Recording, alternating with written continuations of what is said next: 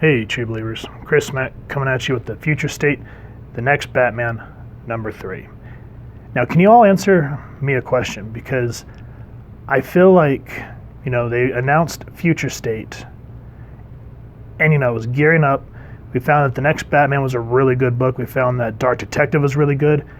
And now it feels like they rushed through it, and now we're through in Infinite State or Infinite Futures or whatever this new step is.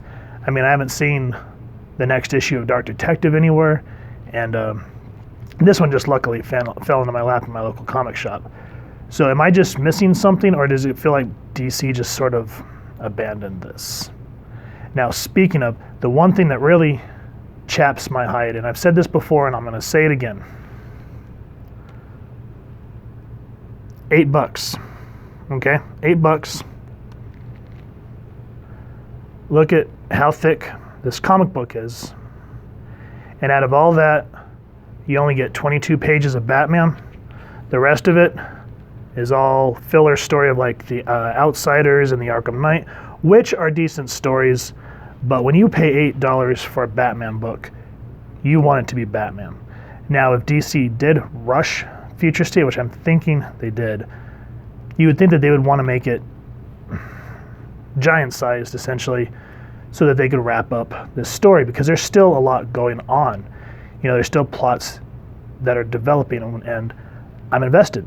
These 2 books actually turned out to be very well, and I want to see more. And now I just kind of feel like it was tossed to the side.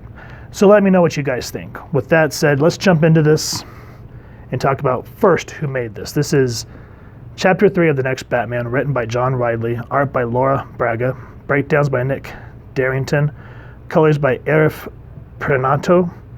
Here's everyone else working on the book. Batman created by Bill Finger with Bob Kane.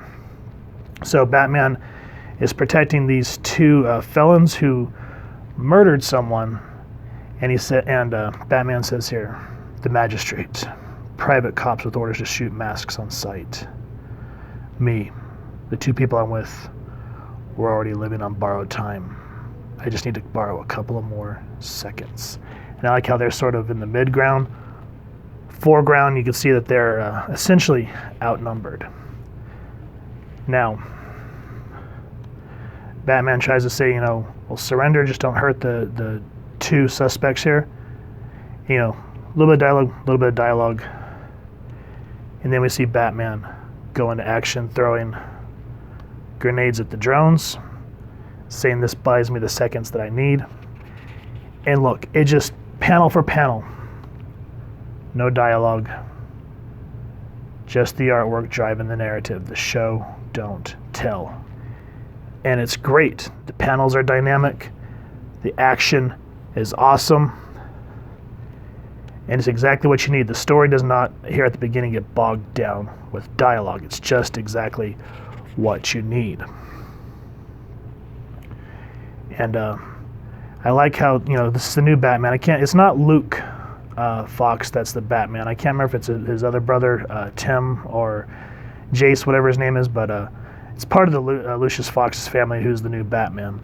And he just has the exact same compassion as Bruce Wayne would. He knows that these 2 murdered someone. He's saying you don't deserve to be executed. You deserve a trial. And these 2 are scared because they know what the magistrate are capable of. Now, with all that said, there's this detective who's part of the GCPD, and the GCPD at this point in history, their hands are tied because the orders come down from the magistrate. The magistrate says, you see Batman, shoot on sight, and the head of the GCPD says that falls down to us as well. Well, we come to find out that this woman, she's one of the good cops that's not twisted, and Batman asks her for a favor. And she's a little terrified to want to get involved, but she knows it's the right thing to do in this world. Now, what kind of starts to hurt, and it shows, the mentality of the people in this future, the terror that the magistrates have brought, how they can turn in a New York second. Now, I don't want to give any more away of this story because this kind of gets close towards the end. But see, after that is just filler story. Filler story, which I will admit, I love Katana, but I'm not a fan of this artwork. It's a little too cartoony for me. Get another filler story, more filler story, more filler story, more filler story. Gorgeous artwork for the Arkham Knight arc, but I don't care to read it. I bought this to read Batman. I buy Batman and the Outsiders to read Batman and the Outsiders. I buy Nightwing to read Nightwing. I don't pay $8 for a book that's called Batman and I get only so much of Batman and the rest of that filler stories.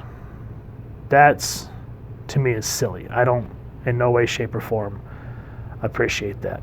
But from what we do get of the Batman story, excellent art, great storytelling, very dynamic panels, and I want to know more. I'm hoping that there's an issue 4.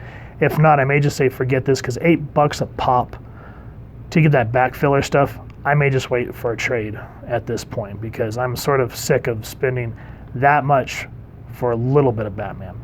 That's my own gripe. What do you guys think? If you've enjoyed this comic book, as I said, because of the smallness of the amount of Batman story, review is relatively quick, but it was a good book nonetheless. So if you've enjoyed it, please first and foremost support your local comic shop, and if you're okay with spending $8 for a little bit of Batman and more filler story, as I said, that's okay. I want to hear your thoughts on it. If you've enjoyed this review, we really would appreciate if you take a moment to hit like, share, and subscribe.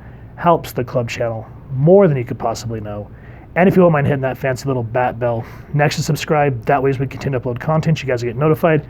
Come to the channel, and as I was saying just a moment ago, we love talking with y'all and hearing your feedback down in the comments below or on our social media pages, which I will make sure to leave the links down in the description. So with all that said, thank you so much for stopping by. Hope y'all continue to have an absolutely amazing day reading, and happy hunting, true believers.